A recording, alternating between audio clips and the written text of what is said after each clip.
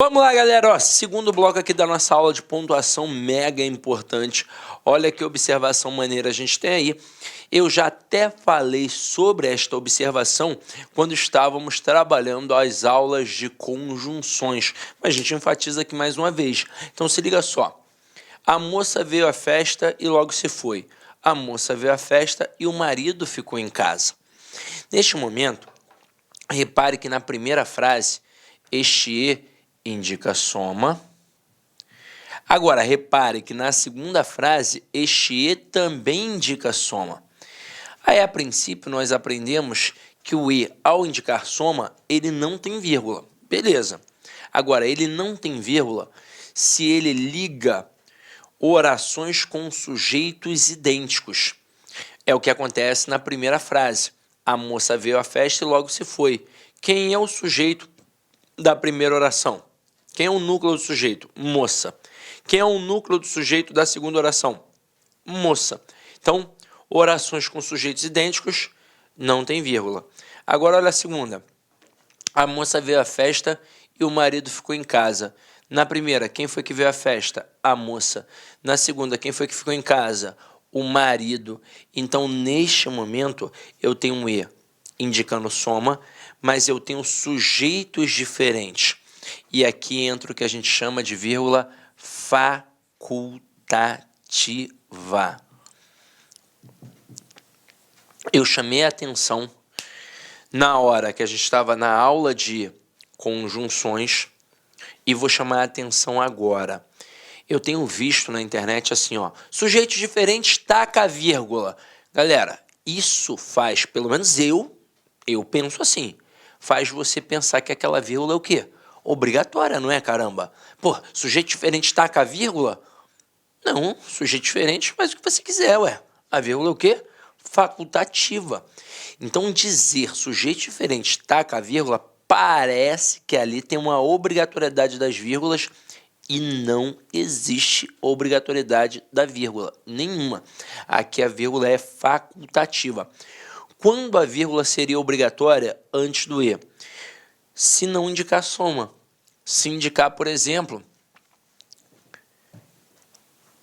oposição ou explicação. Pedro malhou e não ficou sarado. Se ele malhou, esperava-se que tivesse ficado o quê? Sarado, mas não ficou, porém não ficou, todavia não ficou. Este e, ele não indica soma, ele indica uma oposição. Se fosse um mais aqui no lugar dele, nós não tacaríamos uma vírgula? Tacaríamos. Então aqui essa vírgula é obrigatória. Eu digo assim, faça isso e vai se dar bem.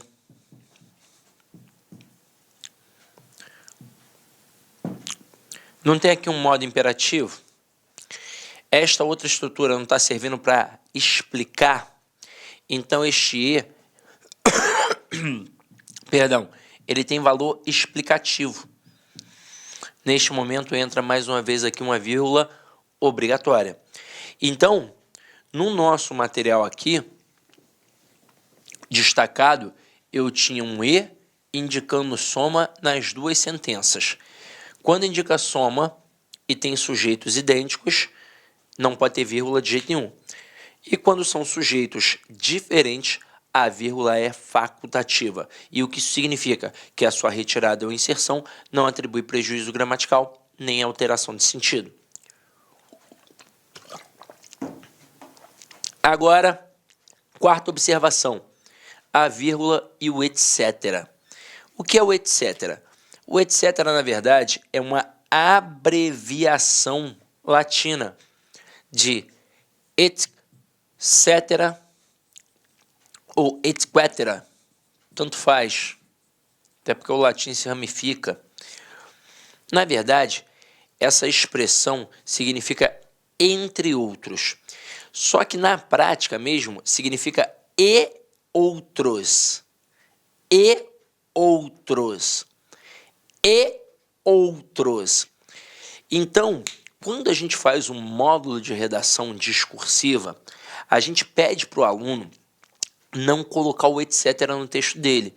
Exatamente porque a gente o tempo todo pede para não fazer abreviação no texto. Então, se eu não posso fazer abreviação no meu texto, o que eu não posso colocar? O etc. porque é uma abreviação. Mas caramba, o etc. é uma abreviação latina. Não importa, caramba.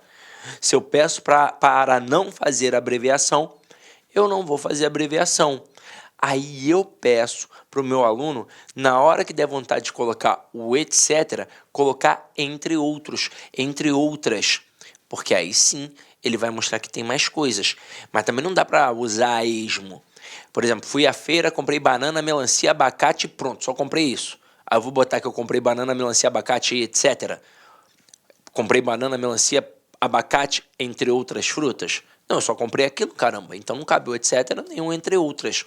Agora, se eu comprei mais frutas, aí a pessoa, por isso, coloca o etc., mas aí eu peço para tirar o etc. e colocar entre outras frutas. Só que, na verdade, a expressão etc. significa e outras.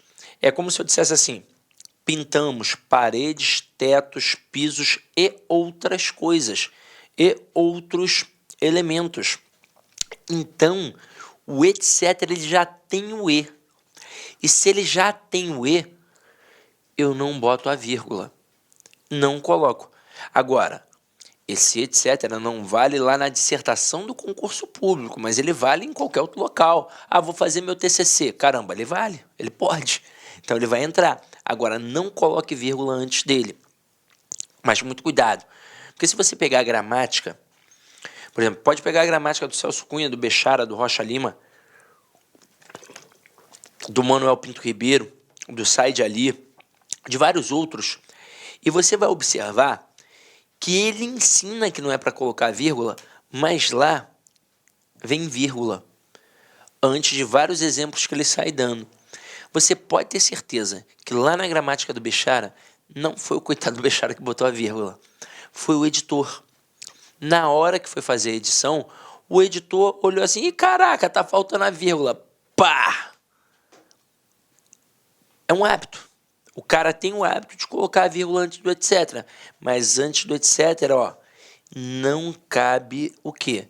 Vírgula. E na prova do concurso, Sidney? Ora, vale o que o gramático está explicando. Não tem vírgula. Se eu colocar uma vírgula ali, eu tenho um prejuízo gramatical. E pronto, e acabou. Agora, continuando. Vírgula e o quê?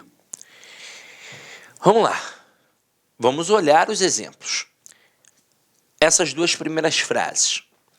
Todos viram que a água acabou e o professor pediu que todos fizessem silêncio. Reparem que este que nas duas construções é o que a gente chama de conjunção integrante. Tanto que dá para pegar toda a oração, a qual que encabeça aqui, ó, e substituir pela palavra isso.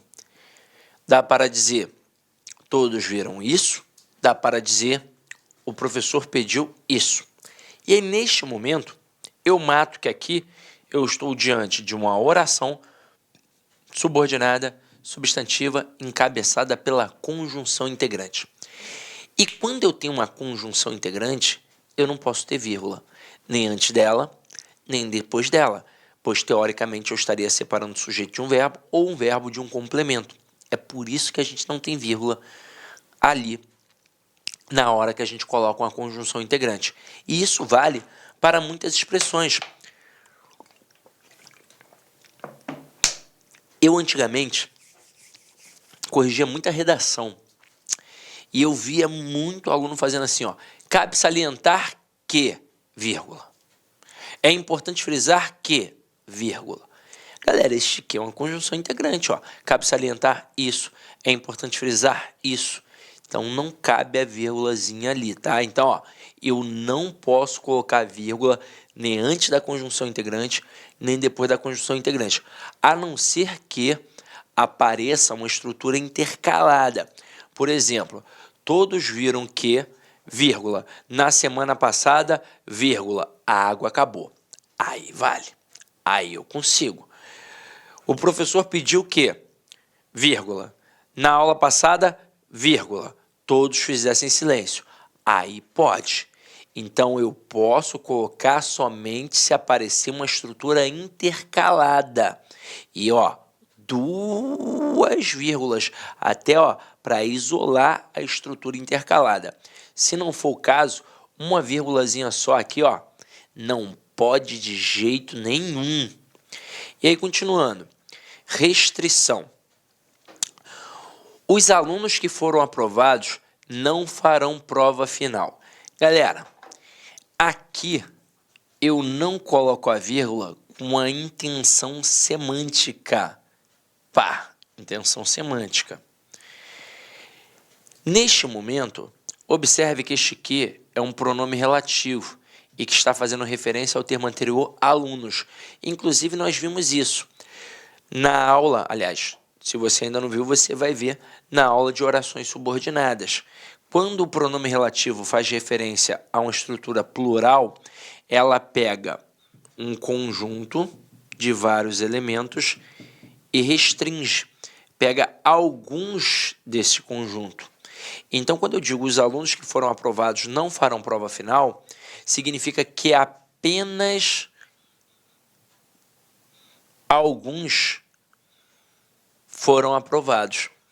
Consequentemente, apenas estes alguns que foram aprovados não farão prova final. Logo, significa que tem aluno que não foi aprovado ainda e, consequentemente, fará o quê? A prova final. Mas isso é uma ideia de restrição. Quando é que isso surge? Quando o que é um pronome relativo e encabeça o que a gente chama de oração subordinada adjetiva. Nos exemplos com que conjunção integrante, nós tínhamos orações subordinadas substantivas. Se a gente fosse até dar a função sintática, quem vê, vê alguma coisa, quem pede, pede alguma coisa. Seriam orações subordinadas substantivas objetivas diretas, as duas. Agora aqui, se for encabeçado por um pronome relativo, eu tenho uma oração subordinada adjetiva. Se não tem vírgula, é uma oração subordinada adjetiva restritiva, que exatamente tem esse valor de restrição, de limitação, de afunilamento. Agora, e quando vem a explicação ou generalização? Os alunos que foram aprovados não farão prova final. Neste momento, observem que eu coloquei a estrutura entre vírgulas. Toda estrutura entre vírgulas, na língua portuguesa, pode ser, ó, pá, retirada. Então, a estrutura explicativa entre vírgulas, ela pode ser retirada. Isso mostra que agora a oração principal sozinha faz sentido. O que antes não fazia, ó. Os alunos não farão prova final. Que alunos? Seria mais ou menos assim, que alunos? Ah, os que foram aprovados. Ah, porque tem aluno aqui, ó, que não foi aprovado não, hein? Agora, os alunos não farão prova final. Porra, que maneiro. Ou seja, significa que todos os alunos passaram. Então aqui, quando eu coloco os alunos, vírgula, que foram aprovados, vírgula, não farão prova final, eu mostro que todos os alunos foram aprovados. Consequentemente, todos não farão a prova final. Isso mostra que não tem aluno reprovado e, consequentemente, também não terá aluno fazendo prova final. Aí, nesse momento, o que eu tenho aqui? Este que é um pronome relativo. Está fazendo referência ao termo anterior, alunos, pois quem foi aprovado? Os alunos. Então, eu tenho uma oração subordinada adjetiva explicativa.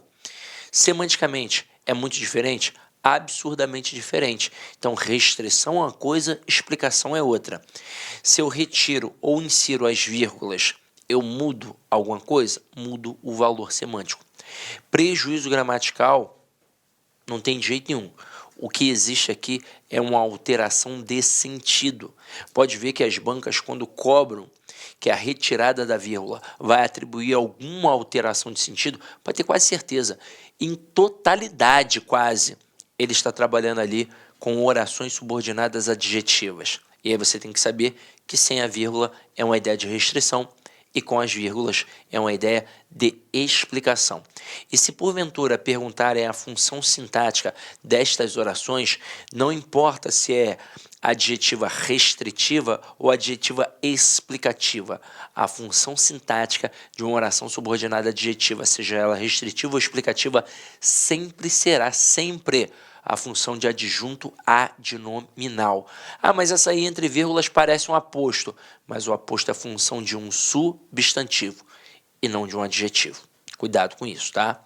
Aqui no final, a Terra que gira em torno do Sol é o terceiro planeta do Sistema Solar. Há controvérsias, né?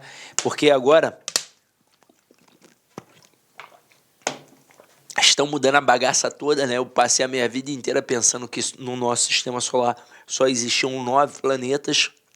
Na época até decorei, eu nem sei se eu lembro agora, né? Terra, Plutão, Saturno, Júpiter, eu não lembro mais não. Eu sei que tinham 9. Eu acho que eram 9. Eram 9, sim. Eu nem lembro mais, mas eu sei que eram 9 planetas no nosso Sistema Solar. Caraca, agora já descobriram uma porrada, já descobriram que tem um monte de galáxias aí, mas a gente fica com essa informação aqui fajuta que eu aprendi na época da escola, que a Terra era o terceiro planeta do nosso Sistema Solar. Então, nesse momento aqui, ó, tá vendo que está entre vírgulas? Está. Este que aqui não faz referência à Terra? Faz, então, pronome relativo. Se é um pronome relativo, encabeça o quê? Uma oração subordinada adjetiva. Se está entre vírgulas, significa que ela é explicativa. Até porque essa informação aqui, dizer que a Terra gira em torno do Sol, caramba, é uma informação que todo mundo sabe, né? Então, quase desnecessária. Agora, vamos lá. Deixa eu apagar aqui que ficou poluído visualmente. Pelo amor de Deus, Deus me livre. Vamos lá, ó. Aqui a gente tem uma informação que eu já tinha passado para vocês, mas que eu vou ler agora com calma, para que vocês absorvam ainda mais, ó. Como se fosse um estudo dirigido, tá? Se precisar fazer alguma observação que eu vou fazer, ó. O que é vírgula vicária? O termo vicário ou vigário, como as pessoas estão mais acostumadas, principalmente as que são católicas praticantes, significa substituição, substituto.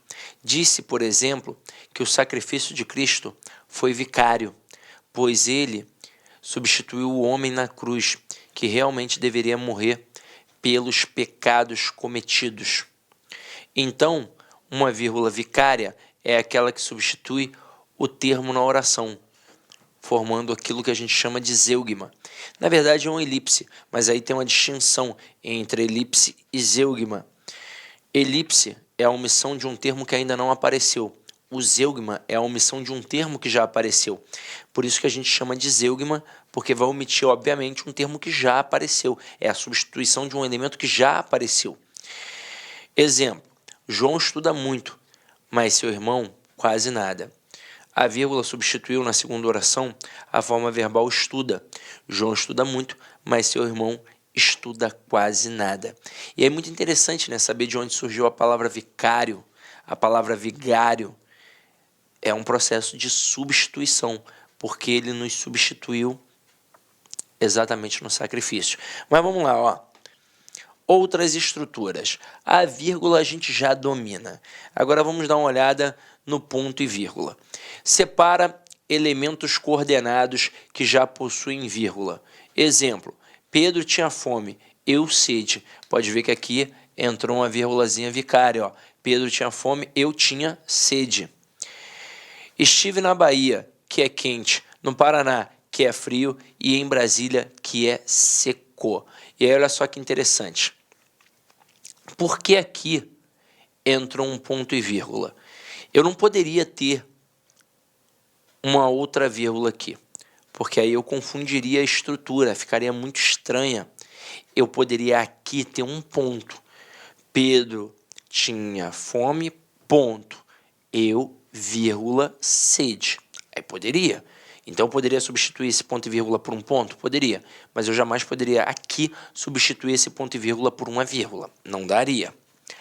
Agora, estive na Bahia, vírgula, que é quente. Quem é quente? A Bahia. Então reparem que essa estrutura que é quente aqui é uma estrutura explicativa. explicativa em relação à Bahia. Só que eu vou continuar uma sequência. Eu vou apresentar o Paraná, eu vou apresentar Brasília, então não posso continuar colocando o quê? Vírgulas, porque aí eu vou confundir quem é a explicação e quem é o próximo elemento, quem é o próximo termo coordenado. Então, por isso eu vou tacar aqui o ponto e vírgula a cada elemento coordenado. Com isso, eu posso perceber que o ponto e vírgula sempre vai separar elementos coordenados. É a famosa estrutura da convocação da seleção brasileira. E agora você vai ver como é que eu estou defasado. Goleiro, Tafarel. Laterais, Cafu, Roberto Carlos. Zagueiro, Aldair, Ricardo Rocha. Eu lembro só dessa seleção, gente. Pelo amor de Deus, não me culpe, tá? É claro, vi as outras Copas, mas essa daí de 94, pá, marcou. Agora, se liga só. O que algumas bancas têm feito? Elas perguntam se esse ponto e vírgula cabe numa estrutura subordinada. Não. Resposta não. Elas só podem aparecer em estruturas coordenadas.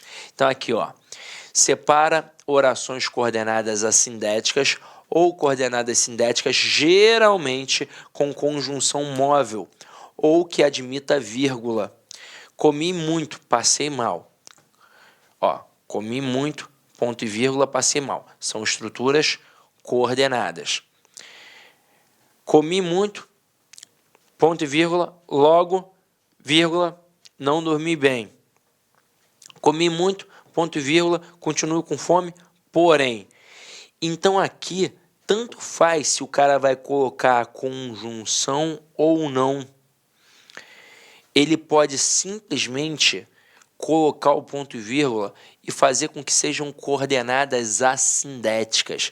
Se é coordenada, cabe o ponto e vírgula. Agora, quando é que não cabe o ponto e vírgula? Quando forem subordinadas. E, hipótese alguma, eu vou poder colocar o ponto e vírgula em estruturas subordinadas. E é isso que cai em prova.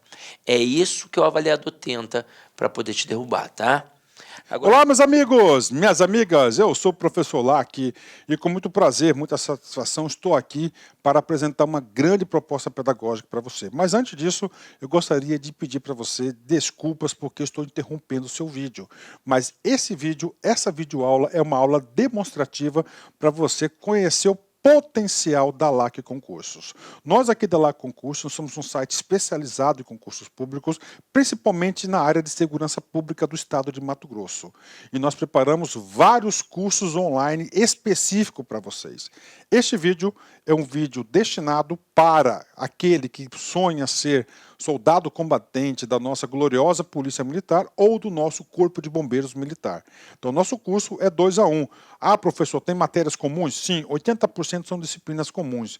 E nós temos algumas disciplinas especiais do Corpo de Bombeiros, onde lá na pasta do aluno está separado CBM, ou seja, serve apenas para o Corpo de Bombeiros Militar. Professor, explica pra gente aqui como é que funciona. Cara, nós temos cursos completos aqui, super atualizados.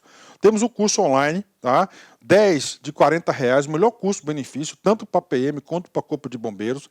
Temos o nosso curso presencial, que é 10 de 120. Inclusive, no curso presencial, o aluno tem direito à transmissão ao vivo, que começa no dia 17 e vai até o dia 18 de fevereiro, ou seja, um dia antes do nosso aulão de véspera, que é o dia 19, dia 20 é a prova. Temos também o aulão de véspera presencial, tá, que custa apenas, olha só, R$100, você divide aí em 10 vezes, e nosso aulão de véspera online. Esse aulão de véspera nosso são de 10 horas. 10 horas com o aulão de véspera de professores aqui de Cuiabá que conhecem a banca da UFMT. Muitos são egressos da banca da UFMT. Então, galera, olha só, vem estudar conosco, que aqui eu tenho certeza que a maioria esmagadora dos alunos aprovados no concurso da Segurança Pública serão alunos da LAC Concursos. Eu garanto isso para vocês. Meus amigos, vem estudar conosco, fiquem com Deus. Tchau, tchau.